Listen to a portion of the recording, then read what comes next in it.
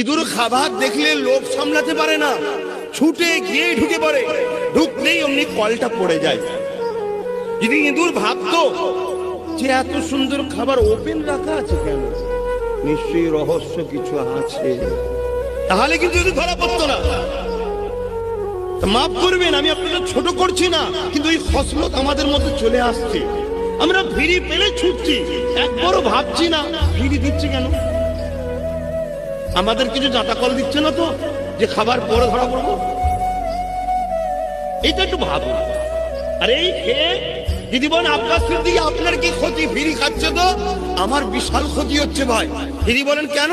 যাদের ঘরে নিয়ে জান্নাতে যাবার শখ দেখছি, তারা ফিরি খেয়ে দিলটা মরে যাচ্ছে, দরুদি পড়তে চাইছে না। আমার ক্ষতি হচ্ছে না? আমার বাপ, আমার মা, আমার বোন, আমার ভাই সব মুজাদ্দেদ জামান দাদা হুজুরের সিলসিলার মুরিদ, ঠিক না বেঠিক? যদিও দাদা হুজুরের নাও হয়, আমার নবী বলেছেন আমাকে যারা মানে, কালেমা পড়া মুসলমান নরনারী, তারা আমি নবী আমার রুহানি ছেলে। জোরে বলুন সুবহানাল্লাহ।